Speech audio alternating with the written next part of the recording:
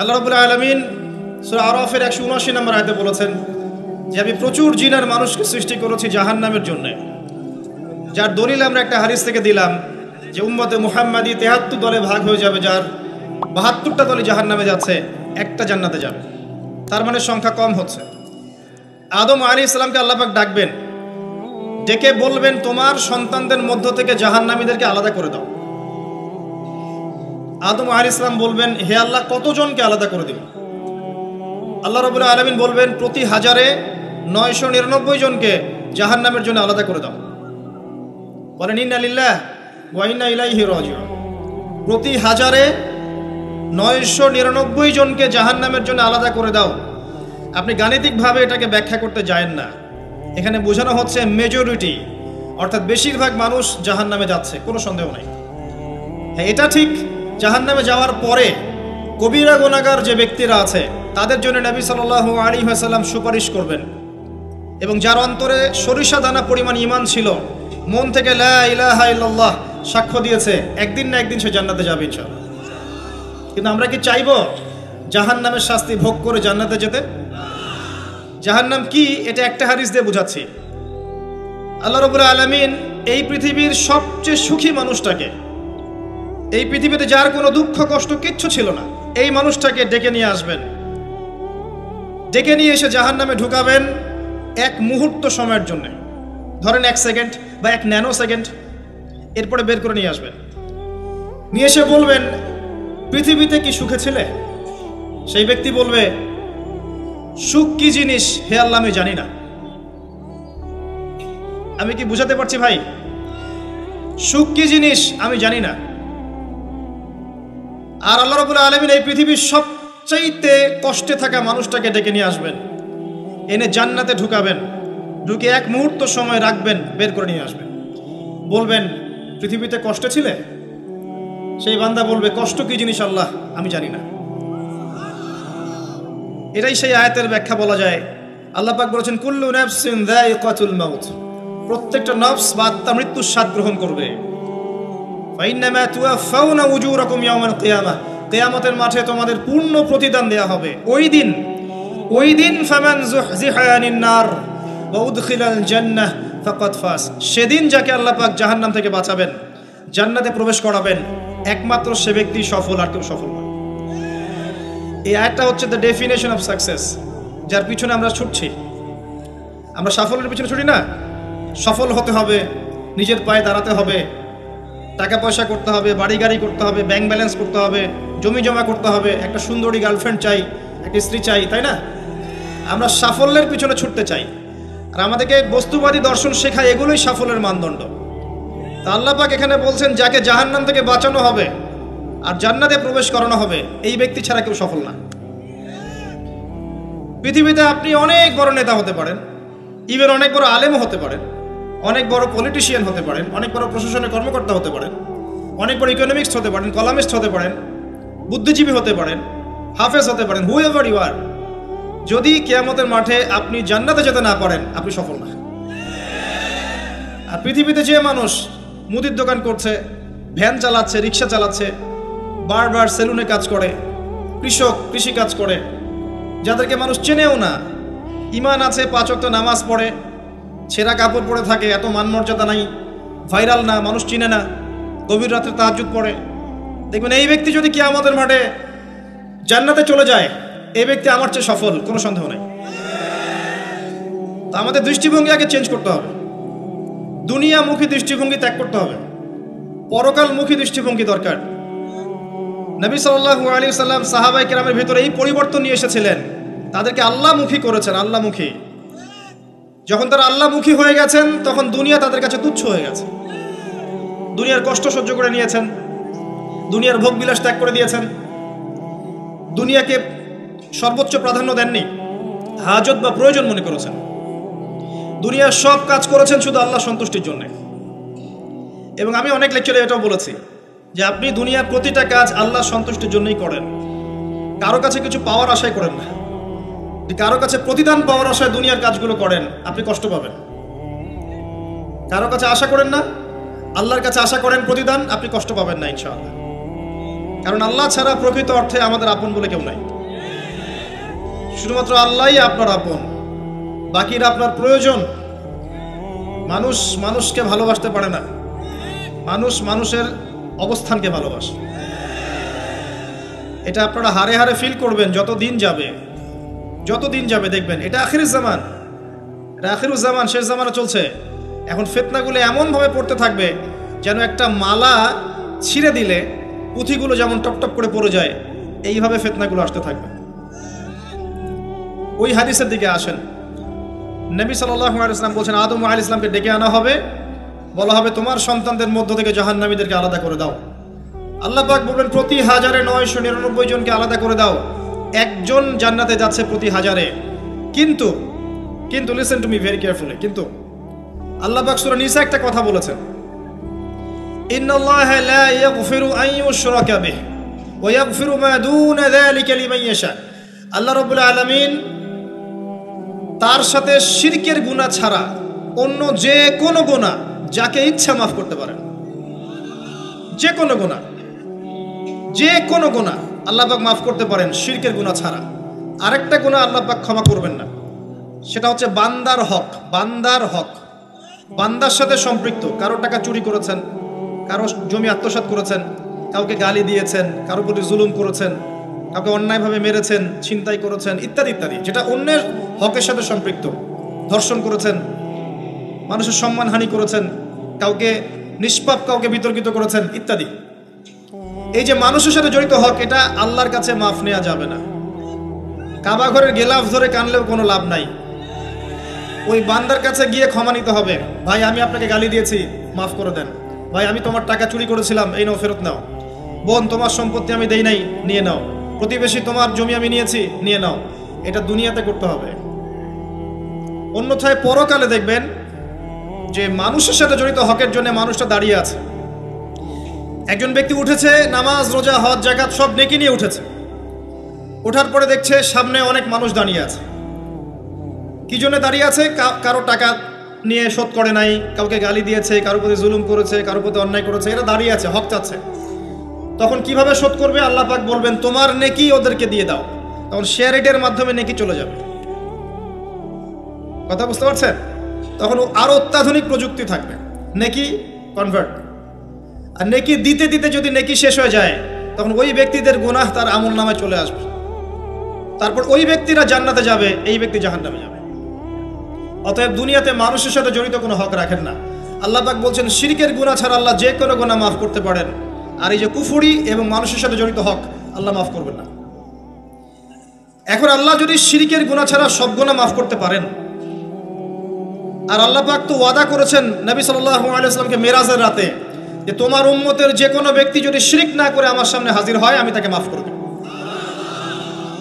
একটা হাদিসে কুদসির মধ্যে এটাও আছে, হে আদম সন্তান, তুমি যদি আসমান এবং জমিন সমপরিমাণ গুনাহ নিয়ে আমার সামনে দাঁড়াও, কিন্তু আমার সাথে কাউকে শরীক করনি, তাহলে আমি আল্লাহ তোমার সামনে আসমান জমিন সমান ক্ষমা নিয়ে দাঁড়াবো। আবার নবী সাল্লাল্লাহু আলাইহি ওয়াসাল্লাম সুপারিশ করবেন যার অন্তরে এক জাররা পরিমাণ ঈমান থাকবে, তারা জান্নাতে যাবে। তাহলে কি কারণে 1999 জন মানুষ জাহান্নামে যাবে? উত্তরটা দেন দেখি। তাদের আমল নামায় কিসের পাপ থাকতে পারে? কিসের? এটা বোঝার জন্য কি পিএইচডি করার দরকার আছে? এখন দেখেন, কিছু মানুষ আছে যারা বলছে যে ঈসা ইবনে মারিয়াম আল্লাহর সন্তান, নাউযুবিল্লাহ। এটা শিরক নয়, এবং তাদের সংখ্যা পৃথিবীতে 700-800 কোটির মতো, নাকি আরো কম বেশি হবে, যারা চলে গেছে, যারা আছে এবং যারা আসবে। কিছু মানুষ বলছে ওজায়ের আলাইহিস সালাম আল্লাহর সন্তান, নাউযুবিল্লাহ। এরা হচ্ছে জিউস, যারা এখন প্যালেস্টাইন দখল করে আছে। আর এই কথা বলতে আমাদের বুকে ভয় থাকা উচিত নয় যে ওইটা আমাদের জমি, তাদের জমি নয়। ওখানকার ঘটনা হচ্ছে এমন, একটা উপমা দিয়ে বোঝানো যায়। মনে করেন আপনি আপনার ঘরে বসে আছেন, আপনার দরজায় একজন মেহমান এসেছে। মেহমান নক করছে, ঠক ঠক ঠক, ভাই আমাকে একটু হেল্প করেন, আমি খাইনি অনেক দিন, আমার কাপড় নাই, আমার খাবার নাই, আমার থাকার জায়গা নাই, একটু আশ্রয় দেন। আপনি মাশাআল্লাহ মুসলিম, দয়া পরবশ হয়ে দরজা খুলে দিলেন, তাকে ড্রয়িং রুমে বসালেন, সুন্দর করে খাওয়ালেন, কাপড় দিলেন, রেস্ট করার জায়গা দিলেন। এবার সে সেখানে থাকতে থাকতে পরিকল্পনা করলো যে আপনাকে আপনার বাসা থেকে বের করে দিবে। একদিন আপনাকে ঘাট ধরে আপনার বাসা থেকে বের করে দিল, দিয়ে দরজার ভিতর থেকে লাগিয়ে দিল। এখন দরজার বাইরে দাঁড়িয়ে আপনি নক করছেন, আমার ঘর আমাকে ফেরত দাও, আমার ঘর আমাকে ফেরত দাও। আর এই ব্যক্তি বলছে আপনি জঙ্গি, আপনি সন্ত্রাসী। এটা হচ্ছে সবচেয়ে সেরা উদাহরণ প্যালেস্টাইন এক্সাম্পলের। তো এরা বলছে ওজাইর আলাইহিস সালাম আল্লাহর সন্তান। একটা কথা আমি বলি, হতাশ হবেন না। ফেরাউন তার দলবল নিয়ে যখন লোহিত সাগরে ধাওয়া করছিল মুসা আলাইহিস সালামকে, আল্লাহ পাক কি করেছেন? আল্লাহ পাক সব সৈন্যকে আগে লোহিত সাগরে এনেছেন, আনার পরে মুসা আলাইহিস সালামকে পার করে দিয়েছেন। তারা যখন মাঝখানে এসেছে তখন আল্লাহ পাক ডুবিয়ে দিয়েছেন।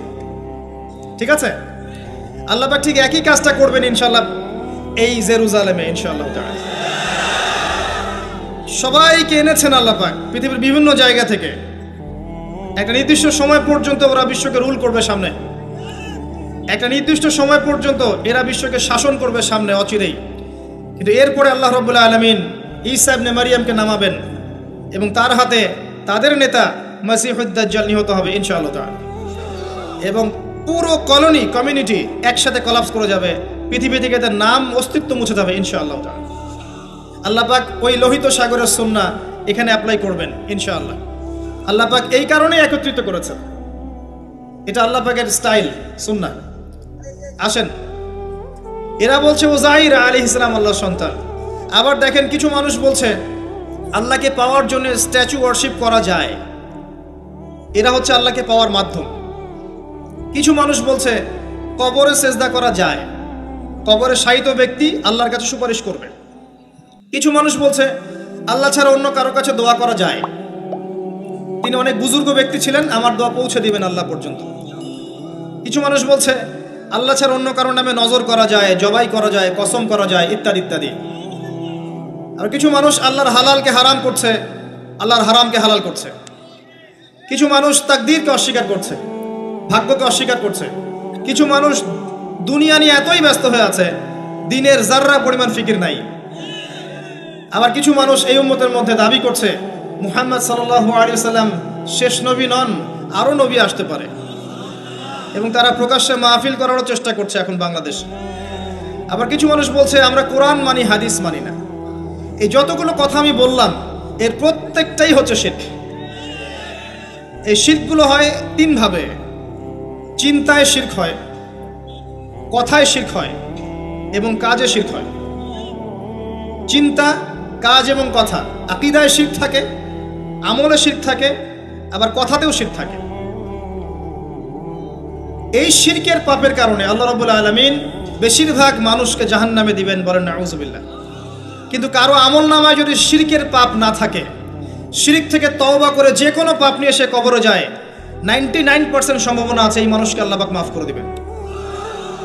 তাহলে আমরা আজকে এতটুকু শিখলাম, প্রথমে সবচেয়ে বেশি কেয়ারফুল থাকতে হবে শিরকের ব্যাপারে, সবচেয়ে বেশি কেয়ারফুল থাকতে হবে শিরকের ব্যাপারে এবং বেদাআতের ব্যাপারে। এটা কি জিনিস? বেদাআত হচ্ছে এমন জিনিস, মানে আমিলা আমালান লাইসা আলাইহি আমরুনা ফাহুয়া রাদ। নবী সাল্লাল্লাহু আলাইহি ওয়াসাল্লাম বলেছেন, কেউ যদি এমন কোনো কাজ করে ইসলামের মধ্যে যেই কাজের পিছনে আমার কোনো দলিল নাই, প্রমাণ নাই, আমার পক্ষ থেকে কোনো আদেশ নাই বা নিষেধ নাই, কোনো হুজ্জাত নাই, এটাই বেদাআত, প্রত্যাখ্যাত। মানে আপনার প্রতিটা কাজ হতে হবে শুধুমাত্র নবী সাল্লাল্লাহু আলাইহি ওয়াসাল্লামের সুন্নাহ মতো। এই জায়গায় নতুন কোনো পদ্ধতি চালু করলে আপনি বেদাআতি হয়ে যাবেন। বেদাআতির পরিণতি কি? তার সমস্ত আমলগুলোকে আল্লাহ পাক ধুলো বানিয়ে দিবেন। দলিল সূরা ফুরকান, সবকিছু বলার সময় পাচ্ছি না মাহফিলে। আরো কি? আরো আছে। বুখারী হাদিসে এসেছে নবী সাল্লাল্লাহু আলাইহি ওয়াসাল্লাম হাউজে কাউসারের সামনে দাঁড়িয়ে থাকবেন এবং এই কাউসারের পানি যে একবার পান করবে কিয়ামতের মাঠে, সে আর কখনো পিপাসার্ত হবে না। নবী সাল্লাল্লাহু আলাইহি ওয়াসাল্লাম পানি পান করাবেন উম্মতকে, হঠাৎ পর্দা পড়ে যাবে। আল্লাহ নবী বলবেন ইন্নাহুম মিন্নি, এরা তো আমার উম্মত। পর্দা পড়ে গেল কেন? তাকে জানানো হবে ইন্নাকা লা তাদরি মা আহদাসা বা'দাক, হে নবী আপনি জানেন না আপনার মৃত্যুর পর এরা আপনার শরীয়তের মধ্যে কত বেদাত চালু করেছিল। তো বেদাতীদের সম্পর্কে নবী সাল্লাল্লাহু আলাইহি ওয়াসাল্লাম বলবেন সুহকান সুহকান লিমান গায়্যারা বা'দি, দূর হও যারা আমার দ্বীনের মধ্যে সংযোজন করেছো, দূর হয়ে যাও। নবীজি অভিশাপ দিবেন, নাউযুবিল্লাহ। আরেকটা মারাত্মক বিষয় হচ্ছে বেদাত করতে থাকলে মানুষ তওবা করে না। একজন চোর তওবা করতে পারে, সে জানে এটা খারাপ কাজ। একজন জেনাকারী তওবা করতে পারে, সে জানে এটা খারাপ। একজন পতিতালয়ের মেয়ে তওবা করতে পারে, সে জানে এটা খারাপ। কিন্তু যে ব্যক্তি ইসলামের কাজ করছে ভালো মনে করে, সে মনে করছে এগুলো কল্যাণের কাজ, ভালো কাজ, সে কখনো তওবা করতে চাইবে না। এই কারণে বেদাতি শেষ পর্যন্ত তওবা করে না। অতএব শিরক আর বেদাতের এই পাপ থেকে দূরে থাকেন। এরপর আমি সামনে যাই। আরেকটা মেজর জিনিস থেকে আমাদেরকে বেঁচে থাকতে হবে, সেটা হলো হারাম রিজিক। আজকে আমাদের রিজিকের যে সিস্টেমটা আছে, এর মধ্যে বেশিরভাগ পরিবারে হারাম রিজিক ঢুকে গেছে, বলে নাউযুবিল্লাহ। কেউ সরাসরি হারাম, কেউ ঘুরিয়ে ফিরিয়ে হারাম। সবচেয়ে বড় মারাত্মক যে হারামটা ঢুকেছে তার নাম হচ্ছে রিবা বা সুদ। ম্যাক্সিমাম আমরা সুদখোর। আমার কিসের দাড়ি টুপি এগুলো দেখার প্রয়োজন নাই, আমি নিজেও সুদখোর। কিভাবে? প্রত্যক্ষভাবে না হলে পরোক্ষভাবে। মনে করেন আমি একটা ফ্ল্যাটে ভাড়া থাকি, ফ্ল্যাটের মালিক আমার ভাড়ার টাকা দিয়ে তার ব্যাংকের লোন শোধ করে, পরোক্ষভাবে আমি সুদের সাথে সম্পৃক্ত আছি। আপনি বাঁচতে পারবেন না। এই জামানা সম্পর্কে নবী সাল্লাল্লাহু আলাইহি ওয়াসাল্লাম বলেছেন, এমন একটা জামানা আসবে যেই জামানায় মানুষ সুদ থেকে বেঁচে থাকতে পারবে না। যে বেঁচে থাকার চেষ্টা করবে তার গায়েও সুদের ছিটা ফোটা গিয়ে লাগবে, কোনো সন্দেহ নেই, এটা সেই জামানা। টপ টু বটম সব জায়গায় সুদ। আর জানি না এই আয়াতগুলো কোরআনে আছে কি না আদৌ, বা এগুলো মানুষকে শোনানো হয় কি না আদৌ। তা আমি আমার জায়গা থেকে চেষ্টা করছি। আল্লাহ পাক কোরআনে বলেছেন, কে বলেছেন? আল্লাহ বলেছেন।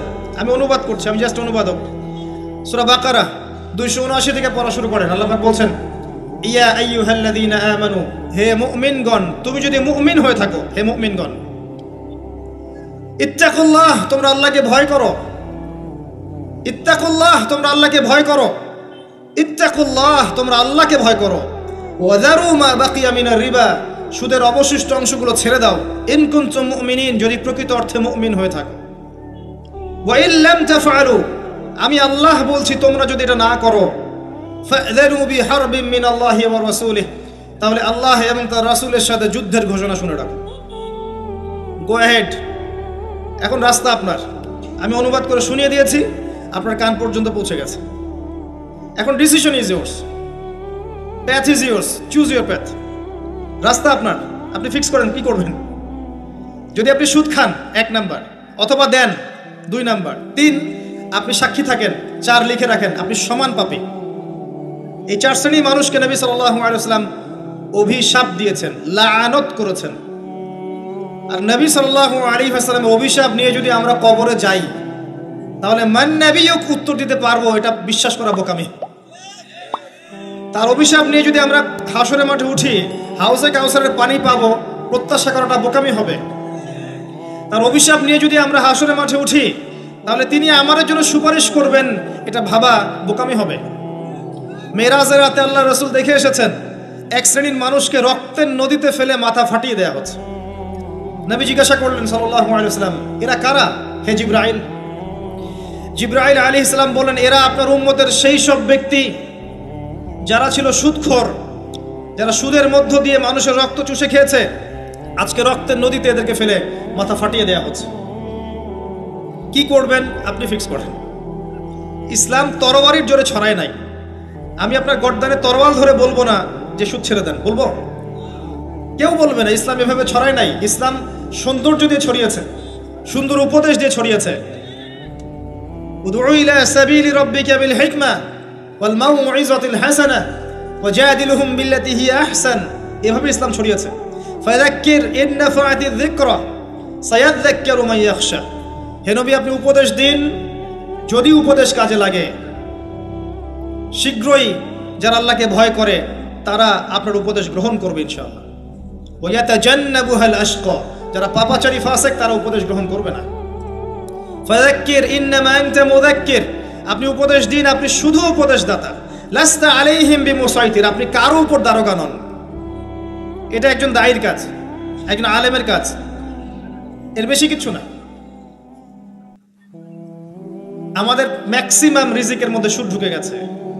হয় আমরা খাচ্ছি, না হলে দিচ্ছি, না হলে সাক্ষী থাকছি, না হলে লিখে রাখছি। আরেকটা কথা বলি, এই হাদিসটাও শুনে রাখেন। নবী করিম সাল্লাল্লাহু আলাইহি ওয়াসাল্লাম কার নবী? আপনার তো, আপনারই তো নবী। তিনি বলেছেন সুদের পাপের 73টা শাখা আছে। কতটা? যার সর্বনিম্ন শাখা হচ্ছে নিজের মায়ের সাথে জেনা করা। এখানে যদি একটা বিল্ডিং থাকে, যে বিল্ডিং এর মধ্যে মনে করেন কথার কথা না আউযুবিল্লাহ অনেক প্রস্টিটিউট মহিলা আছে, কথা বুঝতে পারছেন? এখানে আছে অনেক প্রস্টিটিউট মহিলা, যারা এখনকার ভাষায় সেক্স ওয়ার্কার্স, কারণ তারা যৌনকর্মী বলতে চায়, পতিতা শব্দ ইউজ করতে চায় না, তারা এটাকে একটা স্বীকৃতি দিতে চেষ্টা করছে আর কি। সেক্স ওয়ার্কার্স এটা একটা কাজ, নাউযুবিল্লাহ। এই কারণেই সমাজে বেশি বেশি মহামারী ছড়াবে, এই কারণেই সমাজে এমন কিছু পাপ ছড়াবে, এমন কিছু রোগ ছড়াবে যে এই রোগগুলো কখনো ছিল না ইতিহাসে। এই কারণেই হাদিসে এসেছে শেষ জামানায় যখন অশ্লীলতা বেড়ে যাবে, বেহায়াপনা বেড়ে যাবে, নগ্নতা বেড়ে যাবে, তখন সমাজে বেশি বেশি এমন রোগ ছড়াবে যে এই রোগগুলো আগে কখনো ছিল না। মনে করেন এখানে এমন একটা বিল্ডিং আছে, সেখানে কিছু সেক্স ওয়ার্কার্স আছে, এখানে কেউ ম্যানেজার, কেউ কাজ করে, কেউ মনে করেন দারোয়ান, কেউ মনে করেন ডিলার এগিয়ে দিচ্ছে, কেউ মনে করেন যে ঘরে ঢুকিয়ে দিচ্ছে, ইত্যাদি ইত্যাদি। এক একজন এক এক সেকশনে কাজ করছে, আর একটা কর্পোরেট সেকশনের মতো। এখন আপনি কি তাদের কারো বাসায় দাওয়াত খেতে চাইবেন? চাইবেন? আপনি কি তাদের কারো উপার্জন খেতে চাইবেন? যদি এমন হয় এখানে সব সেক্স ওয়ার্কার্স নয়, সবাই আমাদের মা, নাউযুবিল্লাহ। শব্দটা প্রয়োগ করলাম আঘাত করার জন্য, কারণ নবীজি বলেছেন মায়ের কথা। মনে করেন এরা সবাই আমাদের মা, নাউযুবিল্লাহ। এখন কি আপনি এটাকে পছন্দ করবেন? এখানে যদি কেউ কাজ করে তার রিজিক খেতে চাইবেন? রিবার মধ্য দিয়ে আমরা এগুলো করছি, কোনো ফিকির নাই, যায় আসে না কারো কিছু, দিব্যি খাচ্ছে। যখন দেখবেন পাপ করতে করতে করতে করতে আমার মনের মধ্যে কোনো রিয়াকশন হচ্ছে না, তখন বুঝে নেবেন কলব মরে গেছে, ডিস্ট্রয়েড, ডেড হার্ট। হ্যাঁ, একজন মুমিনের পরিচয় হচ্ছে ছোট ছোট পাপ তার কাছে পাহাড়ের মতো মনে হবে, আর একজন ফাসিকের পরিচয় হচ্ছে বড় বড় পাপ তার কাছে মাছির মতো মনে হয়, তাড়ালেই চলে যাবে। আরো আছে, সহিহ বুখারীর একটা হাদিসে নবীজি বলেছেন, যে ব্যক্তি 1 দিরহাম সুদ খায় সে যেন 36 বার জেনা করেছে। একবার জেনা করার শাস্তি 100 বেত্রাঘাত এবং 1 বছরের জন্য বহিষ্কার, যেটাকে আমরা উস্কে দিই এখন বলি কাছে আসার গল্প। একবার সূরা নূর পড়েন, সূরা নূরের প্রথম আয়াতগুলো পড়েন। যদি কেউ জেনা করে একবার 100 বেত্রাঘাত এবং 1 বছরের জন্য বহিষ্কার। আর যদি কোনো বিবাহিত ব্যক্তি করে তার শাস্তি হচ্ছে রজম, পাথর নিক্ষেপ করে হত্যা করা। আর 1 দিরহাম সুদ খেলে আপনি 36টা মেয়েকে রেপ করছেন। এবার চিন্তা করেন, এই শাস্তিগুলো যদি দুনিয়ায় কার্যকর না হয় এবং দুনিয়াতে যদি আমরা তওবা না করে যেতে পারি, পরকালে কার্যকর হবে কোনো সন্দেহ নাই। দুনিয়াতে শোধ করে যাওয়া ভালো পরকালের চাইতে। অতএব আল্লাহর ওয়াস্তে আমি হাত জোর করে রিকোয়েস্ট করছি, আল্লাহর ওয়াস্তে সুদ ছেড়ে দেন। ভ্যান চালায় খান, সবজি বিক্রি করে খান, একটা ছোট কাপড়ের ব্যবসা করে খান, একটা মাছের আড়ত করে খান, গবাদি পশু প্রতিপালন করে খান, কৃষিকাজ করে খান, আল্লাহর ওয়াস্তে সুদে যায় না। আপনার পুরো দুনিয়া এবং আখিরাত বরবাদ হয়ে যাবে এবং আপনি এর মধ্য দিয়ে আল্লাহর সাথে যুদ্ধ করছেন, নবীর সাথে যুদ্ধ করছেন। এর উপরেও আছে পেপার মানির মধ্যে সুদ। ওই যে বললো 1 দিরহাম, এই দিরহাম আবার কি জিনিস? দিরহাম মানে রৌপ্য মুদ্রা। দিনার এটা কি জিনিস? স্বর্ণ মুদ্রা, ইসলামিক মুদ্রা।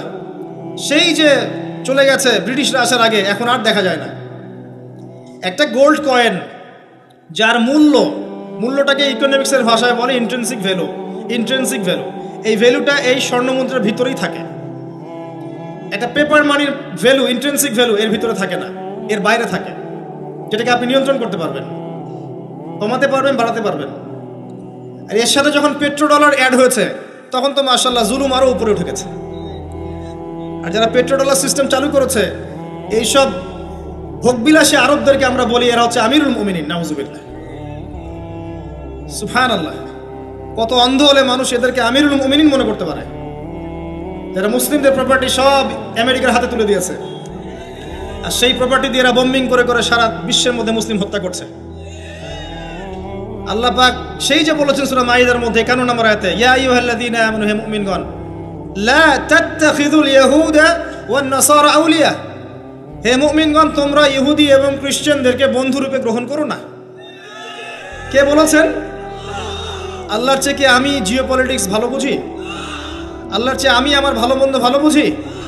কাদেরকে? বা'দুহুম আউলিয়া ও বা'দ, যারা একে অপরের বন্ধু, যারা একে অপরের বন্ধু।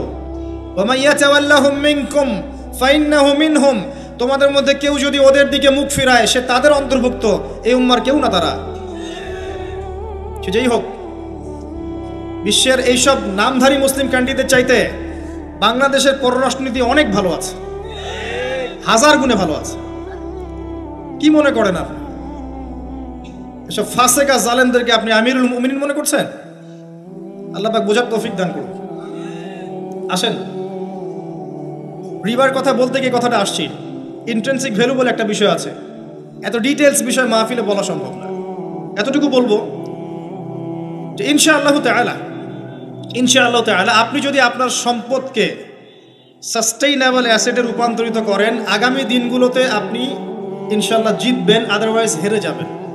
ফর এক্সাম্পল, আপনি যদি আপনার সম্পদকে জমিতে কনভার্ট করেন, গবাদি পশুর প্রজেক্ট করেন, আপনি যদি মাছের প্রজেক্ট করেন, ব্যবসা ইনভেস্ট করেন, বা কিছু গোল্ড রাখেন, কিছু সিলভার, কিছু আপনার রূপা রাখেন, ইত্যাদি ইত্যাদি, পরবর্তী সময়গুলোতে গিয়ে আপনার সম্পদের মান কমে যাবে না, ইনশাআল্লাহ বাড়বে। এটা আপনি সমস্ত সম্পদ যদি পেপার মানির মধ্যে রেখে দেন, আস্তে আস্তে আপনার সম্পদের মান কমবে। সামনে 10, 15, 20, 30 বছর পর আপনি সম্পদ হারাবেন। এর চেয়ে বেশি কিছু আমি বলতে পারবো না, বাকিটা আপনারা পড়াশোনা করে বুঝে নেবেন। যেটা বলতে চাচ্ছি, ইকোনমিক সেকশনে আমরা সবাই মোটামুটি হারামের সাথে সম্পৃক্ত। এর পাশাপাশি আছে আবার ঘুষ, আছে না? না দিলে চাকরি হয় না, সুবহানাল্লাহ। আবার অনেক আলেম ফতোয়া দিচ্ছে এখন, তুমি যদি যোগ্য হয়ে থাকো কিন্তু তোমাকে জব দিচ্ছে না, তাহলে তোমার জন্য ঘুষ দেওয়া জায়েজ। সুবহানাল্লাহ, কত ঘুরিয়ে ফিরিয়ে জায়েজ করছি আমরা, আল্লাহ ভালো জানেন। যে নিবে আর যে দিবে সমান অপরাধী দুজন। একজন ব্যক্তি মাদক দ্রব্য সেবন করে, আরেকজন ব্যক্তি মাদক উৎপাদন করে, কেউ সেল করে, কেউ ডিস্ট্রিবিউট করে, সবাই অপরাধী না?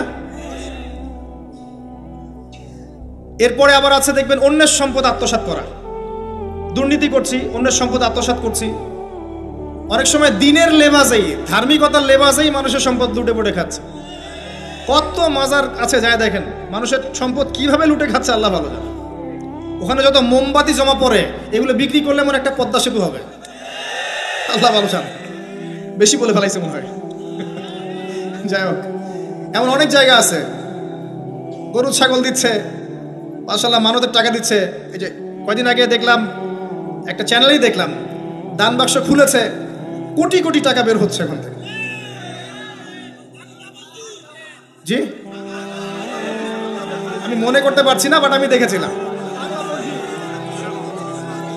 তো না, ঠিক আছে, মসজিদে টাকা দিতে পারে মানুষ, সমস্যা নাই। আমি বলছি এমন জায়গা যেখানে আল্লাহর সাথে শিরক হচ্ছে। বিষয়টা হচ্ছে, আমরা ধর্মের লেবাজে অনেক সময় মানুষের সম্পদ লুটে পড়ে খাচ্ছি না? অনেক মুসলিম আছে যারা বোনের সম্পত্তির অধিকার দেয় নাই। আল্লাহ রাস্তায় সময় দিয়ে আসে, চিল্লা দিয়ে আসে, বলছে যে আমার বোন তো আমাকে সম্পত্তি দান করে দিয়েছে, মাশাআল্লাহ। তার মানে কেমনে দান করছে ভাই? তো বলে আমি ওকে বলছি তুই যদি আমাকে দিস তো সব হবে। তো দিয়ে দিচ্ছে, মাশাআল্লাহ।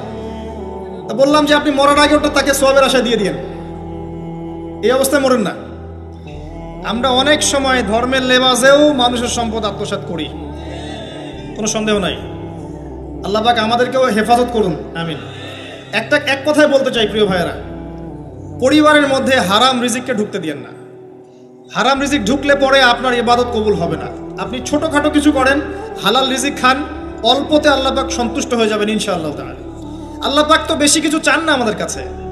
আল্লাহ পাক কি চান?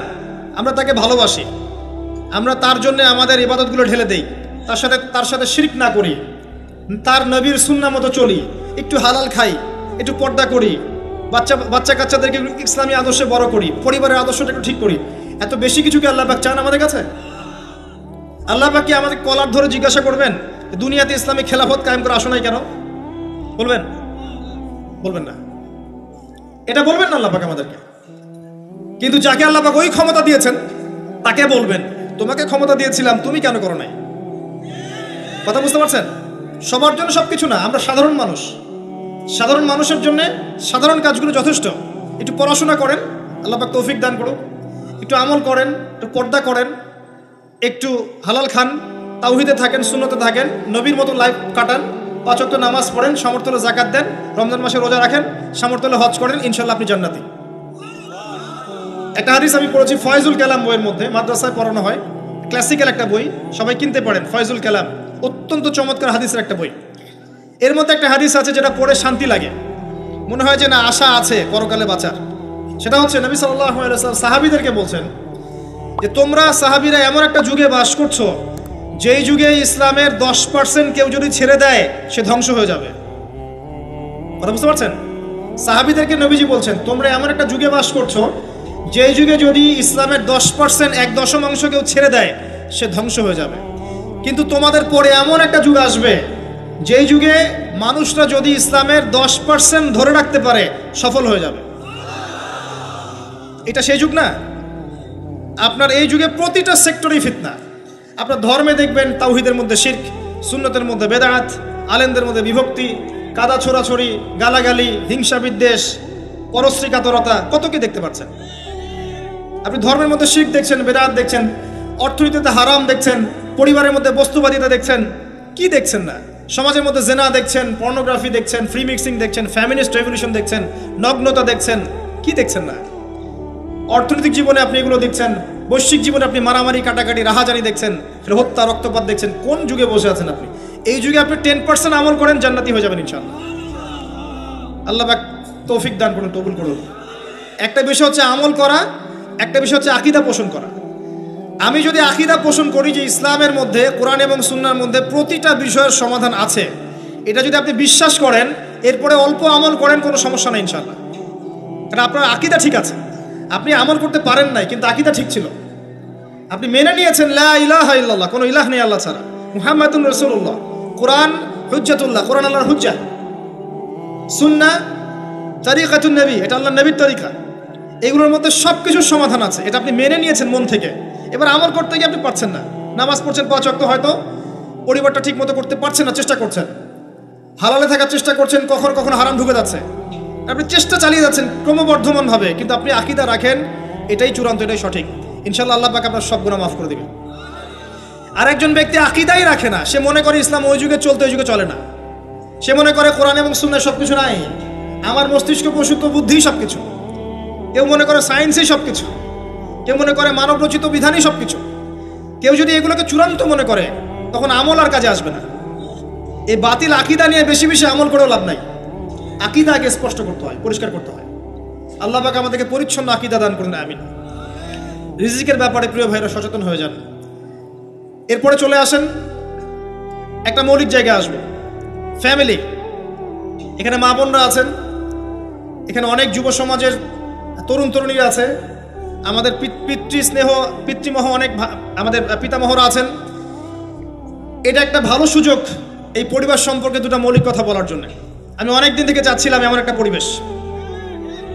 লিসেন ভাই, আল্লাহ পাক একটা আয়াতে বলেছেন, সূরা তাহরিম আয়াত নাম্বার 6, ইয়া আইয়ুহাল্লাযীনা আমানু, হে মুমিনগণ, কু আনফুসাকুম, নিজে জাহান্নামের আগুন থেকে বাঁচো, ওয়া আহলিকুম নারা, তোমার পরিবার বর্গকে বাঁচাও, আলাইহা মালাইকাতুন গিলাজুন শিদাদ, যেই জাহান্নামে কঠোর মনের ফেরেশতা আছেন, লা ইয়াসুনাল্লাহা মা আমারহুম ওয়া ইয়াফআলুনা মা ইউমারুন, আল্লাহ পাক তাদেরকে যে আদেশ করেন সে আদেশ পালনে তারা বিন্দুমাত্র ভূক্ষেপ করে না, মানে বিন্দুমাত্র গাফেলতি করে না। আল্লাহ পাক ভয় দেখাচ্ছেন জাহান্নামে এমন ফেরেশতা আছেন, আল্লাহ যা আদেশ করবেন তাই করবে। এই জাহান্নাম থেকে নিজে বাঁচো, পরিবার বর্গকে বাঁচাও। নিজে বাঁচবো কিভাবে? আমি বলে দিয়েছি কিভাবে। আপনি জ্ঞান অর্জন করবেন, আমল করবেন, হালাল খাবেন, তাওহীদে থাকবেন, সুন্নতে থাকবেন, ইনশাআল্লাহ বেঁচে যাবেন। পরিবার বর্গকে বাঁচাবেন কিভাবে? আসেন শুরু করি, শুরু থেকে। শুরুটা হবে আপনার বিয়ে দিয়ে।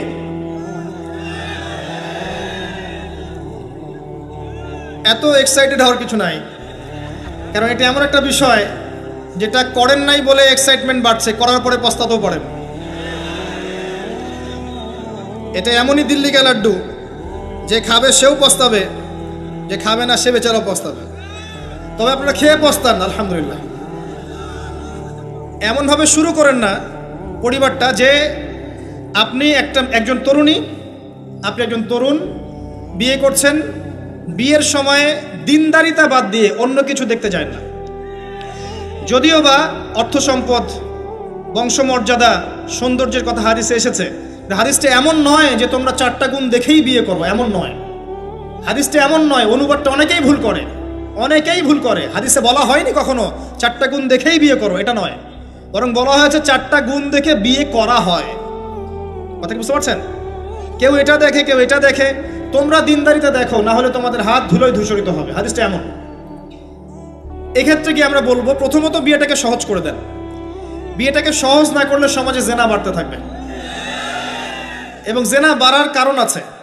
যখন পর্নোগ্রাফিটাতে ফ্রি অ্যাক্সেস দেওয়া হয়েছে, মানুষ রাতের বেলা পর্ন দেখতে পারে, কেউ বাধা দেওয়ার নাই। উপরের সেকশন থেকে কিন্তু এটাকে বন্ধ করে দেওয়া যেত।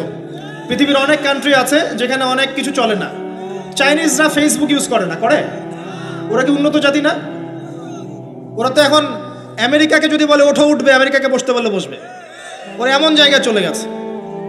ওই ইউক্রেন ইস্যু নিয়ে আমেরিকা, ন্যাটো আর এই ব্রিটেন আর ফ্রান্স আর ইসরায়েল কিছুই করতে পারবে না ইনশাআল্লাহ, বিকজ এখানে একটা বড় অ্যালায়েন্স আছে চায়না এবং রাশিয়ার। কিছুই করতে পারবে না।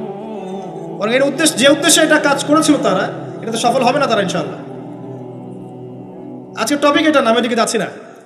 মূল বিষয়টা হচ্ছে যে সহজ করতে হবে বিয়েটাকে। উপযুক্ত বয়স হয়ে গেলেই একটা উপার্জনের সোর্স খুঁজবেন আগে। বেকার অবস্থায় বিয়ে করতে যায় না, উপার্জনের সোর্স খুঁজবেন। তারপরে আপনি আপনার পরিবারকে বলবেন আমার বয়স হয়েছে, আমাকে বিয়ে দাও। এবার আসেন, বিয়ের সময় দিনদারিতা ছাড়া অন্য কিছু দেখতে যায় না। এরপরে যদি সে সুন্দর হয় বা সুন্দরী হয় বা ভালো বংশের হয়, অথবা দেখা যায় যে ভালো টাকা পয়সা বলা ইত্যাদি ইত্যাদি, এটা আপনার নূরুন আলা নূর, এটা বোনাস। কিন্তু এগুলো যদি নাও থাকে, শুধু দিনদারিতা থাকে, আপনি রাজি হয়ে যান। পরিবারের কর্তাদেরকেও বলবো যে মেয়ে বিয়ে দেওয়ার সময় ছেলের টাকা পয়সা দেখতে যায় না, ছেলের স্ট্যাটাস দেখতে যায় না বেশি বেশি। পরে দেখবেন এই মেয়ে ওর ঘরে গিয়ে পস্তাচ্ছে। আর ছেলের পিতাদেরকেও বলবো, ছেলেকে যখন বিয়ে দিবেন, একটা মেয়েকে কিনে নিব আর সাথে কিছু যৌতুকের টাকাও নিব, এই টেন্ডেন্সি নিয়ে বিয়ে করতে যায় না। ওই বিয়েতে বারাকা বেশি, যেখানে খরচ কম, যেখানে বেশি হট্টগোল নাই। চট্টগ্রাম অঞ্চলের বিয়ের মতো না। একটা বিয়েতে মনে হয় 40-50 লাখ টাকা খরচ করে ফেলায়। গেটই সাজাবে বলে 4-5 লাখ টাকা খরচ করে। সুবহানাল্লাহ। এই 5 লাখ টাকা দিয়ে আর মনে হয় 10টা-20টা পরিবারকে বিয়ে দেওয়া যাবে। হ্যাঁ, লোহার আংটি দিয়ে বিয়ে করেছে সাহাবী। লোহার আংটিও নাই তোমার বাসায়? বলছে না ইয়া রাসূলুল্লাহ, লোহার আংটিও তো নাই আমার বাসায়। তাহলে কি করবা? কোরআনের কয়টা সূরা জানো? যে এই সূরাগুলো জানি, এগুলো শিখিয়ে দিও, যাও, মোহর হয়ে গেছে। কত সহজ বিয়ে, কত সহজ। আর এখন যেটা হয়, মেয়ে খুঁজবে দিনদার বিল গেটস, আর ছেলে খুঁজবে দিনদার ক্যাটরিনা। কথা বুঝতে পারছেন? প্রিয় ভাইয়েরা, দিনদারি থেকে প্রাধান্য দেন, আর কিচ্ছু না। আপনি সফল হবেন ইনশাআল্লাহ, শান্তি পাবেন। এবং বিয়ের পরে আল্লাহর পক্ষ থেকে একটা ভালোবাসা আসবে। যদি আপনি দেখেন যে আপনার স্ত্রী খাদিজা রাদিয়াল্লাহু আনহার মতো, আয়েশা রাদিয়াল্লাহু আনহার মতো, হাজরা আলাইহিস সালামের মতো সবর করেনেওয়ালা, যে আপনাকে দিনের পথে এগোতে সাহায্য করে, তাহলে আর অন্যদিকে চোখ দেওয়ার দরকার নাই। রাজি হয়ে যান। এরপর আপনার পরিবার শুরু। এখানে উভয়ের মাঝে হৃদ্যতা, ভালোবাসা থাকতে হবে। তবে আরেকটা কথা বলে রাখি, সবাই মনোযোগ দিয়ে কথাটা শোনেন। একটা পরিবারের ভিত্তি শুধু ভালোবাসা দিয়ে টিকে থাকে না। একটা পরিবারের ভিত্তি টিকে থাকে আপোষের বিশ্বাসের উপরে।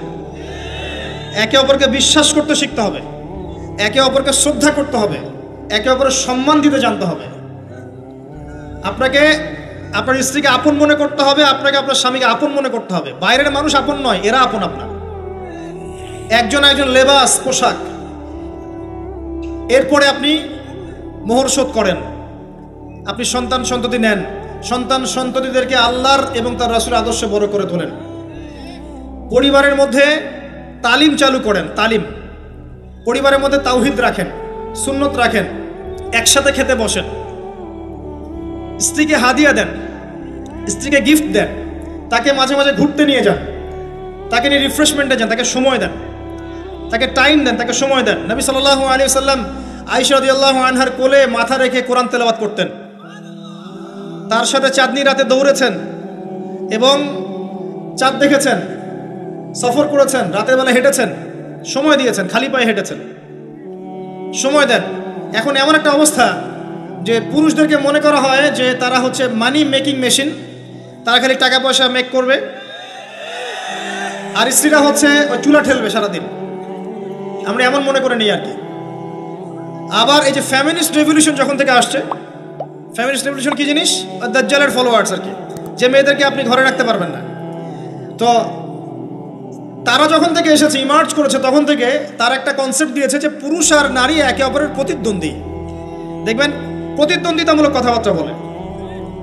স্বামীর মুখের উপর তর্ক করতে যাবেন না।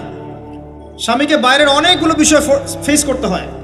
একজন স্বামী মনে করেন প্রশাসনে চাকরি করে, তাকে তার ডিউটি ফেস করতে হয়, তার বসকে মেনটেন করতে হয়, তার এগুলো সামলাতে হয়, তাকে বাজারঘাট করতে হয়, সারাদিন পরিশ্রম করে সে বাসায় ঢোকার পরে আপনি মুখটা গোমরা করে বসে থাকেন। স্বামী আহলান সাহলান করেন না, তাকে একটু আদর করেন না, মহব্বত করেন না, তো অটোমেটিকলি আপনার দিক থেকে তার মনটা চলে যাবে অন্যদিকে। স্বাভাবিক। আপনি আপনার স্বামীর জন্য সাজেন না, বাইরের মানুষের জন্য সেজে বুঝে আপনি মার্কেটে যান। প্রবলেম সেগুলা। এরা মনে করে স্বামী স্ত্রী একে অপরের প্রতিদ্বন্দ্বী, অথচ এরা একে অপরের পরিপূরক। একে অপরের পরিপূরক। উভয় হৃদ্যতা ভালোবাসায় পরিবার গড়ে ওঠে। যে পরিবারের মধ্যে হৃদ্যতা ভালোবাসা আছে, ওই পরিবারের বাচ্চা কাচ্চারা দেখবেন বড় আলেম হবে, বড় নেতা হবে, বড় কিছু হবে ইনশাআল্লাহ। যেখানে এগুলো নাই, ওই সন্তানরা বড় হয় হতাশার মধ্যে, কাজের বুয়ার কাছে, ডে কেয়ার সেন্টারে। এরা তো বড় হয়ে জঙ্গি হবে, সন্ত্রাসী হবে, স্বাভাবিক। ভালো প্যারেন্টিং দিতে পারে নাই। এরকম না বিষয়টা। সময় দিতে হবে, একে অপরের দায়িত্ব বুঝতে হবে, আপোষের মধ্যে বিশ্বাস থাকতে হবে, ভালোবাসা থাকতে হবে এবং সবরের মানসিকতা থাকতে হবে। মেয়েদের ব্যাপারে বলাই হয়েছে তারা বাঁকাহার, অতএব চাপ দিতে যায় না, ভেঙে যাবে। চাপ দিতে যায় না, ভেঙে যাবে। ওই অবস্থায় ছেড়ে দিলে ওই অবস্থায় থেকে যাবে। একটা কথা আমি বলি, আমি শিখেছি আমার লাইফ থেকে, আল্লাহ পাকের প্রতিটা সৃষ্টি এক একটা রূপক মেসেজ দিচ্ছে। জানেন, রাবার গাছ দেখেছেন? রাবার গাছ, যে গাছ থেকে রাবার হয়, গাছটাকে দেখবেন পরিচ্ছন্ন, গাছটা পরিষ্কার। যে নিজে পরিষ্কার করে সে নিজেও পরিচ্ছন্ন। জমিনের মধ্যে দেখবেন মৃত জমিন, বৃষ্টি পড়লো, সজীব হয়ে উঠলো, সবুজ ধান ক্ষেত। এই সবুজ ধান ক্ষেতটা আপনার যৌবন, আস্তে আস্তে ফসল হবে। এই ফসল হওয়ার টাইমটা হচ্ছে আপনার পৌরত্ব। এরপরে ফসলটা কেটে ফেলা হবে। এই ফসলটা আপনার ভালো কাজ, আমল সালেহ, এটাকে রেখে দেওয়া হবে। বাকিটাকে হলুদ বর্ণের যে খড়কুটা, এটাকে জ্বালিয়ে দেওয়া হবে। এই যে ধান গজালো, একটা সিজন গেল, এর মধ্যে আপনার দুনিয়ার জীবনের হায়াতের রূপকতা আছে। জি, পাহাড়কে দেখেন, পাহাড় বিশালতা নিয়ে দাঁড়িয়ে থাকে। ওর গায়ে যতই ঢিল মারেন, লাথি মারেন, সমালোচনা করেন, সে নড়বে না তার জায়গা থেকে। থাকবে, সে ওর জায়গায় স্টিল থাকবে, কিন্তু সে শান্ত থাকে, সে চিল্লাফাল্লা করে না। তাই যারা সাহসী বীর, তারা বেশি কথা বলে না, শান্ত থাকে। যারা পাহাড়ের মতো দৃঢ়, ওরা বেশি কথা বলে না। সাগরকে দেখেন, বিশাল সাগর, কক্সবাজারে যান, সাগরকে বিশাল সাগর, গর্জন করছে, ভিতরে অনেক সম্পদ, অনেক মাখলুক আছে। আপনি সামনে গিয়ে দাঁড়ান, বিনয়ের সাথে আপনার পা ধুয়ে দেবে, কোনো অহংকার করবে না। প্রতিটা সৃষ্টি আল্লাহ পাকের এক একটা মেসেজ দেয়। ঠিক মেয়ে মানুষও একটা মেসেজ দেয়। কি মেসেজ? আল্লাহ পাক মানুষকে সবচেয়ে সুন্দর করে সৃষ্টি করেছেন, আর মানুষের মধ্যে মেয়েদেরকে সবচেয়ে বেশি সুন্দর করে সৃষ্টি করেছেন। আল্লাহ পাকের সবচেয়ে সুন্দর সৃষ্টি হচ্ছে মেয়েরা, এবং তারা খুব নরম হয়, নরম, প্রজাপতি ধরার মতো। প্রজাপতিকে ধাপ করে ধরতে পারবেন না আপনি। শক্ত করে ধরতে গেলে প্রজাপতি নষ্ট হয়ে যাবে, মরে যাবে। প্রজাপতিকে কোমলভাবে ধরতে হবে। ঠিক মেয়েদের সামনেও আপনার কোমল থাকতে হবে। বেশি হার্ড হতে যাবেন, শেষ। আমি আপনার গার্লফ্রেন্ডের সামনে কোমল হতে বলি নাই, আপনার ওয়াইফের সামনে হতে বলেছি। কোমল থাকলে আপনি জিতে যাবেন। দেখবেন দুনিয়ার চিল্লাফাল্লা করছে আপনার বাসায়, আপনি চুপচাপ আছেন, পাহাড়ের মতো কোমল আছেন। 5 মিনিট পর দেখবেন নিজেই ঠান্ডা হয়ে এসে বলছে, আচ্ছা সরি, ভুল হয়ে গেছে। আর যদি আপনি চিল্লাফাল্লার কাউন্টার দিতে যান, তাহলে দেখবেন সুটকেস গোছানো শেষ, বাবার বাড়ি চলে গেছে। ডিল করা খুব ডিফিকাল্ট। এখানে আপনাকে খুবই সবরের পরিচয় দিতে হবে, আল্লাহ পাক বোঝার তৌফিক দান করুন। আর আমরা মা বোনদেরকে রিকোয়েস্ট করব, 4টা মূলনীতি মেনে কাপড় চোপড় পরবেন। আপনার কাপড়টা এমন হবে না যেই কাপড়টা পরলেও অঙ্গ প্রত্যঙ্গ দেখা যায়, বোঝা যায়, এমন হবে না। কাপড়টা এমন হবে না এত টাইট ফিটিং যে আপনার অঙ্গের উঁচু নিচু অবয়ব বোঝা যায়, এমন হবে না। কাপড়টা এমন হবে না যেটা অমুসলিমদের পোশাক, আর কাপড়টা এমন হবে না যেটা পুরুষদের পোশাক। এই মূলনীতিগুলো মেনটেন করে কাপড় পরবেন ইনশাআল্লাহ। এছাড়াও মেয়েদের কথায় পর্দা আছে, চলনে পর্দা আছে, ওঠা বসায় পর্দা আছে। নামাজ পড়ার সময় তাদেরকে কিছুটা শালীনভাবে নামাজ পড়তে হয়, তাদের চোখের দৃষ্টির মধ্যে পর্দা আছে। এগুলো কে শিখাবে এখনকার মেয়েদেরকে? সবসময় বিজি দেখবেন নতুন কোন সিরিয়াল আসছে, নতুন কোন ফ্যাশন আসছে, নতুন কোন পার্লারে কি আসছে, কোন কাটিং আসছে, কোন নায়িকা আসলো। ওই যে বাংলাদেশে কোন এক নায়িকা আসছে, তাই নিয়ে মিডিয়াতে এমন তোলপাড়, মনে কি না কি একটা অবস্থা। আল্লাহর কাছে তোমার কি মূল্য আছে হে? আল্লাহর কাছে তোমাদের কি মূল্য আছে? তোমরা কি 5 ওয়াক্ত নামাজ পড়ো? তোমরা কি পর্দা করো? তোমাদের মধ্যে হায়াবোধ কিছু আছে? তোমরা মানুষকে ভালো কিছু শেখাও, সমাজকে ভালো কিছু দাও, শালীন কিছু দাও। আল্লাহর কাছে তোমাদের কি মূল্য আছে? নবী সাল্লাল্লাহু আলাইহি ওয়াসাল্লাম তো জাহান্নাম দেখে সেই কথাটাই বলেছেন, আমি জাহান্নাম দেখে আসলাম, সেখানে বেশিরভাগ অধিবাসী হচ্ছে মেয়ে, নারী। কি কারণ? তারা এমন কাপড় চোপড় পরে বাইরে ঘুরতো যেই কাপড় পরেও তারা নগ্ন থাকতো। আমি কি ব্যাখ্যা করতে হবে? আপনি দেখতে পারেন না? এবং তারা স্বামীর সাথে কুফরি করত। সারা জীবন স্বামী যদি তাদের ভরণ পোষণ দেয়, ভালোবাসে, মহব্বত করে, তাদের জন্য জীবনটা ক্ষয় করে ফেলে, এক পর্যায়ে গিয়ে বলবে সারাটা জীবন তোমার কাছে কিছুই পাইলাম না। বাস্তব। এগুলোর কারণে মেয়েরা বেশি বেশি জাহান্নামে যাবে। এবং তারা মানুষ মারা গেলে মাতম করে, বুক পিঠ চাপড়ায়, এই কারণে যাবে। এবং তর্ক লাগলে অভিশাপ দেয় বেশি, এই কারণে যাবে। আল্লাহ পাক আমাদের মা বোনদেরকে হেফাজত করুন। তবে একটা হাদিস আছে সুসংবাদের। নবী সাল্লাল্লাহু আলাইহি ওয়াসাল্লাম বলেছেন, একজন নারী যদি 4টা কাজ করতে পারেন, জান্নাতের যে কোনো দরজা দিয়ে ইচ্ছা প্রবেশ করতে পারবেন। 1 নাম্বার 5 ওয়াক্ত নামাজ, 2 নাম্বার রমজান মাসে সওম, 3 নাম্বার আপনার লজ্জাস্থানের হেফাজত অর্থাৎ খাস পর্দা, এবং 4 নাম্বার আপনার স্বামীর আনুগত্য। ফ্যামিনিস্ট আকীদার মেয়ে হলে আনুগত্যকে দাসত্ব মনে করে, স্বামীর আনুগত্যকে তারা দাসত্ব মনে করে। স্বামী কে? স্বামীর সম্মান বোঝেন আপনি? স্বামী কে? যার ব্যাপারে নবী সাল্লাল্লাহু আলাইহি ওয়াসাল্লাম বলেছেন, আমি যদি আল্লাহ ছাড়া অন্য কাউকে সেজদা করতে বলতাম, তাহলে মেয়েদেরকে বলতাম তারা যেন স্বামীদেরকে সেজদা করে। আপনাকে আমি কিভাবে বুঝাবো স্বামী কে? স্বামীর মর্যাদা কোথায়? এগুলো কি ইসলাম মেয়েদেরকে ডমিনেট করছে এগুলো দিয়ে? কেন? এই স্বামী আপনার জন্য সারাটা জীবন ক্ষয় করে ফেলে। একটা চোর পর্যন্ত, একটা চোর, একটা করাপ্টেড মানুষ, দুর্নীতিগ্রস্ত মানুষ, সে চুরি করে, দুর্নীতি করে এনে বাচ্চাকে খাওয়ায়। একটা ধর্ষক পর্যন্ত ওর মেয়েকে আদর করে। পুরুষ মানুষ কি জিনিস কেমন করে বুঝবেন? সারাটা জীবন ক্ষয় করে ফেলায়। যদি আপনি তার আনুগত্য করেন, তার সামনে সুন্দর মতো থাকেন, তার কথার সাথে তর্ক না করেন, ভালোবাসা দিয়ে থাকেন, আপনার জন্য সে জীবন দিতে প্রস্তুত থাকবে। এরকম পুরুষ মানুষ। আপনাদেরকে কেউ চোখ তুলে তাকালে চোখ তুলে ফেলাবে, এরকম পুরুষ মানুষ। আর এখন তো পরিস্থিতি ডিফারেন্ট। বাসায় পুরুষ বাইরের ছেলের সাথে ফোনে প্রেম হয়ে গেছে, পালায় চলে গেছে, বিয়ে করে ফেলছে। দেখবেন বাসায় স্ত্রী আছে, বাইরের মেয়ের সাথে প্রেম করে বিয়ে করা শেষ। বিয়ে করলে সমস্যা নাই, ব্যভিচার করে ফেলছে। বিয়ে সে করতেই পারে, সে যদি সমতা রক্ষা করতে পারে, সেটা তার ডিফারেন্ট ইস্যু, এটা অন্য ইস্যু। তো স্বামীর আনুগত্য আপনাকে কিভাবে বুঝাবো? এটা দাসত্ব নয়। নবী সাল্লাল্লাহু আলাইহি ওয়াসাল্লাম বলেছেন, কোনো স্বামী যদি কোনো স্ত্রীকে চায়, তার প্রয়োজনের জন্য চায়, মহব্বতের জন্য, স্ত্রী যদি চুলায় রান্না করতে থাকে, ওই রান্না ফেলে দিয়ে তাকে আসতে হবে। হাদিস। রাতের বেলা স্বামী স্ত্রী শুয়েছে, স্বামীর চাহিদা আছে, স্ত্রীর কোনো সমস্যা নাই, স্ত্রী ফিট, ইচ্ছা করেই অহেতুক স্বামীকে বলল আমি রাজি না, উল্টা পাশে মুখ করে ঘুমিয়ে গেল। আল্লাহর নবী বলছেন, সারা রাত আল্লাহর পক্ষ থেকে একজন ফেরেশতা আসবে, এসে এই নারীকে অভিশাপ দিতে থাকবে। এখন এগুলো হাদিস শুনলে বলবে যে ইসলাম তো মেয়েদেরকে ছোট করছে। একজন মেয়ে তার একজন স্বামীর কথা বলছে, স্বামী, তার মেয়ে, তার স্ত্রী, তার মা, তার বোন, সবাইকে তার মিরাসের হক দিতে হয়। একজন মেয়ে তার বাবার সম্পত্তি পায়, কোনো কোনো ক্ষেত্রে তার ভাইয়ের সম্পত্তি পায়, তার স্বামীটা তো পাই, তার ছেলেরটাও পায়। নানি হলেও সম্পত্তির হক আছে। একটা মেয়েকে চতুর্দিক থেকে সিকিউর করা হয়েছে ইসলামে। তারপরেও কিছু ফ্যামিনিস্টের কারণে এরা বলবে যে মেয়েদেরকে ইসলাম ছোট করছে। হ্যাঁ, মেয়েদেরকে ইসলাম কেন ছোট করছে? কারণ পর্দা করে যে বাইরে বেরোতে বলেছে, ঢ্যাং ঢ্যাং করে নগ্ন হয়ে বেরোতে নিষেধ করছে, এই কারণে।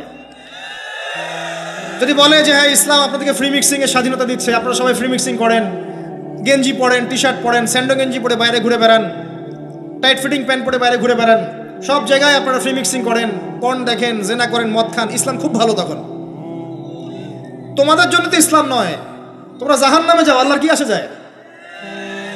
ইসলাম তোমাদের জন্য নয়, তোমরা জাহান্নামে গিয়ে মরো, ইসলামের কিছু যায় আসে না।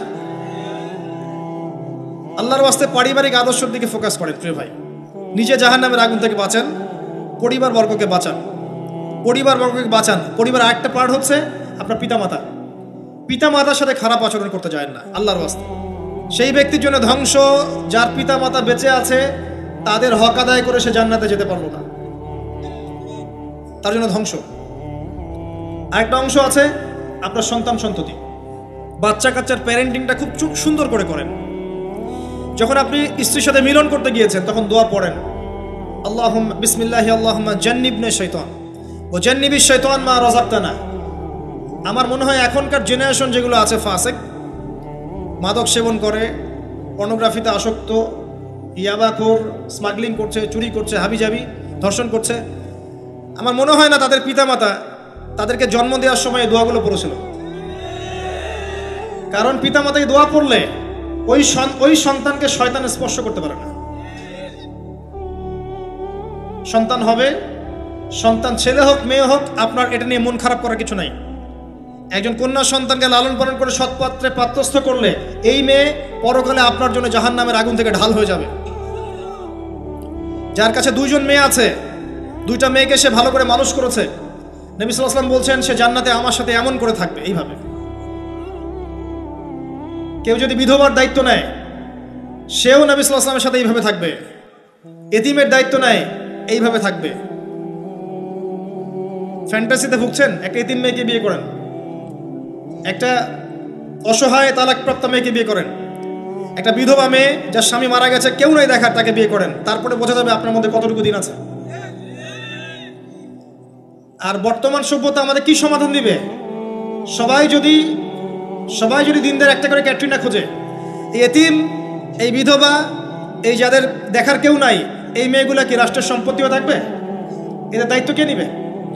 পুরুষরা যদি দায়িত্ব না নেয়, কে দায়িত্ব নিবে? এখন কেউ যদি ওদের দায়িত্ব নিতে যায়, তখন তাকে আবার খারাপভাবে উপস্থাপন করা হয়, এই ব্যক্তির মনে হয় চরিত্র খারাপ। কিন্তু এদিকে বাইরে 10টা জেনা করে বেড়াচ্ছে, কোনো সমস্যা নাই, এগুলো উস্কায়। এইসব জাহেলদের জন্য ইসলাম নয়। ইসলামের প্রতিটা বেসিক ফান্ডামেন্টাল মানবতার কল্যাণের জন্যই। এগুলোকে ফরজ করা হয়নি, আপনি নফল, আপনার সামর্থ্য থাকলে আপনি করতে পারেন, না করলে কোনো সমস্যা নাই। কেউ যদি করে যে ইসলাম পরিপূর্ণরূপে পালন করার চেষ্টা করছে, এটার উপরে আমল করার চেষ্টা করছে, তাহলে আপনি তাকে ক্রিটিসাইজ করছেন কেন? কি সমস্যা আপনার? আরেকটা পার্ট হচ্ছে সন্তান সন্ততি। বাচ্চা কাচ্চাকে ছোটবেলা থেকেই মানুষ করতে হবে এমনভাবে যাতে করে বড় হয়ে এরা এই উম্মার খালেদ এবং ওমর হতে পারে। বাচ্চা ছোট বাচ্চাকে আপনি ভালো খাবার দেন, মায়ের স্নেহ দেন, বাবা মার সাথে রাখেন, একটু গ্রাম্য পরিবেশে নিয়ে গিয়ে তাকে বড় করেন। কেন বলছে কথা? এখানে পরিবেশ সুন্দর থাকবে, সে দৌড়াবে ধুলার মধ্যে, মাঠের মধ্যে খেলবে, সুন্দর ভাষা শিখবে। এরপরে তাকে ভালো প্রতিষ্ঠানে পড়ান। প্রতিষ্ঠানটা এমন হবে যে প্রতিষ্ঠানে জেনারেল শিক্ষা, ইসলামিক শিক্ষা একসাথে দেয়া হচ্ছে, সে সব শিখবে। আমার ছেলে কোরআনে হাফেজও হবে, আমার ছেলে ডক্টরও হবে ইনশাআল্লাহ। এভাবে করে তোলেন। আধুনিক হন, মাথাটা খাটান, ব্যাকডেটেড মানসিকতা বাদ দেন। বিশ্বটা এগিয়ে গেছে, আমাদেরকে এগিয়ে যেতে হবে। একমুখী জ্ঞান দিয়ে আপনি কিচ্ছু করতে পারবেন না এই যুগে। দ্বিমুখী শিক্ষার একটা হারমোনিয়াস কম্বিনেশন দরকার। আমাকে কোরআন জানতে হবে, সায়েন্সও জানতে হবে, নাহলে আমি সায়েন্স দিয়ে কোরআনকে ব্যাখ্যা করতে পারবো না, কোরআন দিয়েও সায়েন্সকে ব্যাখ্যা করতে পারবো না। জানতে হবে, আমাদেরকে শিখতে হবে, পড়তে হবে, প্রচুর পড়তে হবে। বাচ্চাদেরকে ছোট থেকে বড় করেন এভাবে। আস্তে আস্তে গিয়ে দেখবেন তারা যখন কিশোর, তাদের বন্ধু বান্ধবের সার্কেলের দিকে খেয়াল রাখেন। আপনি বাবা হিসেবে তার বন্ধুর মতো আচরণ করেন, মা হিসেবে তার সাথে বান্ধবীর মতো আচরণ করেন, তার সাথে ক্লোজ হন, তার সমস্যাগুলো জানার চেষ্টা করেন। তাকে ফ্রি মিক্সিংয়ের মধ্যে পড়াশোনা করতে দিবেন না, না হলে স্কুল লাইফে সতীত্ব হারিয়ে ফেলবে। অনেক সময় অনেক মেয়ে আছে স্কুল লাইফে সতীত্ব হারিয়ে ফেলেছে, কলেজ লাইফে যেতে যেতে প্রস্টিটিউশনে চলে গেছে। অনেক মেয়ে আছে, এগুলো টপ সিক্রেট না, এগুলো সব ওপেন সিক্রেট। এখন ঘরে ঘরেই সমস্যা, মানুষ লজ্জায় বলতে পারে না। যে কটা মিডিয়া আসে এগুলো তো আমরা জানি, ঘরে ঘরেই সমস্যা ঢুকে গেছে, মানুষ লজ্জায় বলতে পারে না। ছোট ছোট বাচ্চা মেয়েদেরকে পর্যন্ত রেপ করা হচ্ছে এখন। এটা সেই ফ্যামিলিস্ট রেভলিউশনের কারণেই হচ্ছে। যত বেশি জেনাকে উস্কে দেওয়া হবে তত বেশি ধর্ষণ বাড়বে। ধর্ষণ বাড়তে বাড়তে এক পর্যায়ে বাচ্চাদেরকে ধর্ষণ করা বাড়বে। এরপরে কি হবে জানেন? এরপরে মানুষ সমকামী হবে বেশি বেশি, ছেলে ছেলের সাথে, নাউজুবিল্লাহ। তারপরেও কি হবে বলে যাচ্ছি, এরপরে আরো একটা ধাপ আসবে, যখন মানুষ গবাদি পশুর সাথে জেনা করবে। দেখে নিয়েন, এগুলো হাদিসে এসেছে, এমনি এমনি বলছি না, মানুষ এগুলো করবে। বাচ্চা কাচ্চাকে বড় করেন, ভালো খাবার দেন, ওকে খেলাধুলা করতে দেন। ও যত বেশি খেলাধুলা করবে ওর শরীরটা ক্লান্ত হবে, তখন খাবে ভালো, বেশি খাবে, ব্রেন শার্প হবে, ওকে ওর নেতৃত্ব দেওয়ার যোগ্যতা অর্জন হবে। ওকে খেলাধুলা করতে দেন, ওকে ব্যায়াম করতে বলেন, ওকে সাঁতার শেখান, ওকে তাইকুন্ডু শেখান, ওকে ফিজিক্যাল এক্সারসাইজ শেখান। ওই ডিভাইসে অ্যাডিক্টেড করবেন না, উল্টাপাল্টা কার্টুন দেখান না, উল্টাপাল্টা অ্যানিমেশন দেখান না, এমন গেমসের মধ্যে আসক্ত করে দিয়েন না, বাসায় ডিভাইস দিয়ে দিয়েন না, সারাদিন এগুলো খেলছে, এগুলো দিয়েন না। ওকে কায়িক পরিশ্রম করান, একটু বড় হয়ে গেলে বাজারে পাঠান, বাস্তবতা শিখুক, সংসার করতে শিখুক, ডিল করতে শিখুক, সামাজিকতা শিখুক, ওকে সামাজিক বানান। গাছ লাগানোর কাজে ওকে ইনভলভ করে দেন, রক্তদান কর্মসূচিতে ওকে ইনভলভ করে দেন, ওকে সমাজ কল্যাণমূলক কাজ করতে শুরু করে দেন, দেখবেন ও সামাজিক হবে ইনশাল্লাহ। কম্বল বিতরণ করতে বলেন, ত্রাণ দিতে বলেন, ওকে ওকে উৎসাহ দেন, নামাজে উৎসাহ দেন, রোজা রাখতে বলেন।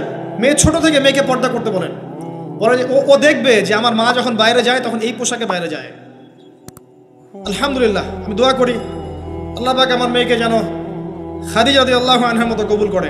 আমাকে বলেছে যে বাবা আমি 5টা বোরখা নিব, ওর বয়স 3 বছর। ওকে ওর মা বলেছে যে বাইরে যেতে হবে বাবার সাথে একটা প্রোগ্রামে, বলছে আমি বোরখা পরবো, না হলে যাব না। আমি অবাক হয়ে গেলাম যে আমি কিন্তু ওকে বলিনি বোরখা পরো, মানে আপনাকে পরিবেশ বলে দিবে। একটা পরিবেশ, একটা সুস্থ পরিবেশে আপনি যদি আপনার বাচ্চাকে বড় করেন, আপনার বাচ্চা দেখবেন সুস্থ হয়ে বিকশিত হবে ইনশাআল্লাহ। একটা অসুস্থ পরিবেশ দেন যেখানে ঝগড়াঝাটি, মারামারি, রাহাজানি, কাটাকাটি, সুদ, দুষ, জেনা, ব্যভিচার আছে, এই যে আপনার অপসংস্কৃতি আছে, আপনার বাচ্চারা আস্তে আস্তে নষ্ট হয়ে বেরোন। পরিবেশ দিতে হবে। অসুস্থ পরিবেশের মানুষ কখনো সুস্থ জাতি উপহার দিতে পারবে না। তো এই বিষয়গুলোর দিকে খেয়াল রাখেন, মেয়ের পোশাকে খেয়াল রাখেন, তবে মেয়েকে কার কোলে তুলে দিচ্ছেন এটা খেয়াল রাখেন। এই যুগটা খুব কঠিন যুগ, কাছের মানুষদেরকে দ্বারা মেয়েরা ধর্ষিত হচ্ছে, খুব খেয়াল রাখেন। বাসায় কাজিনের এত থ্রু অ্যালাউ করেন না, কাজিন সম্পর্ক থ্রু করেন না, অ্যালাউ করেন না। আপনার মেয়েকে মেয়েদের ব্যাচ একটা পুরুষ টিচার পড়াচ্ছে, ওই ব্যাচে আপনি মেয়েকে পড়তে দিয়েন না। একটা কোচিংয়ের ভাইয়া বাসায় এসে আপনার মেয়েকে প্রাইভেট পড়াবে গোপন কক্ষে, এগুলো করতে দিয়েন না। পরে আপনার মেয়ের ইজ্জত চলে গেলে আপনি হামাও করবেন, তখন আপনি অ্যাক্সেস করে দিচ্ছেন, জেনার সুযোগ দিচ্ছেন। শয়তান উস্কে দিবে, শয়তান তো চাচ্ছেই জেনা করাতে। মেয়েদেরকে মেয়েদের পরিবেশে পড়ান, ছেলেদেরকে ছেলেদের পরিবেশে পড়ান। ওরা বড় হোক, ম্যাচিউর্ড হোক, যখনই বিয়ের বয়স হয়ে যাবে দ্রুত বিয়ে দিয়ে দেন। বিয়ের পরে এরা পড়াশোনা করুক।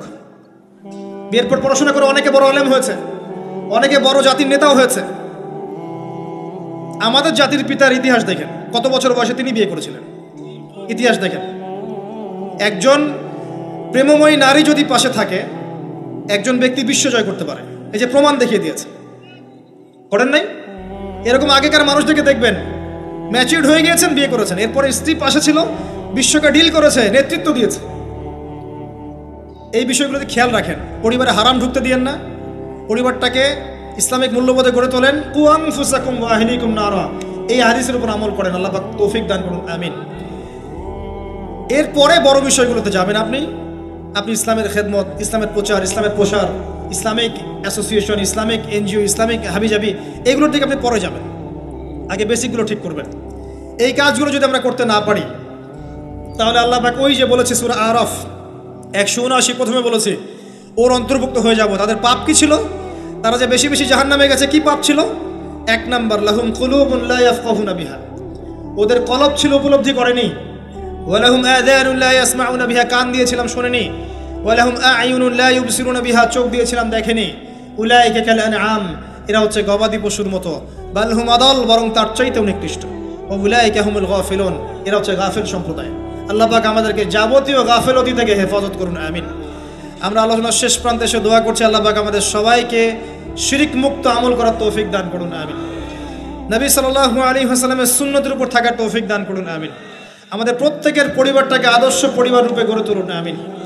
আল্লাহ পাক আমাদের প্রত্যেক মা বোনকে পর্দা করার তৌফিক দান করুন, আমাদেরকে ইসলামিক শিক্ষায় শিক্ষিত হওয়ার তৌফিক দান করুন, আমাদেরকে এই জাগতিক শিক্ষাকে ইসলামের কল্যাণে কাজে লাগানোর তৌফিক দান করুন।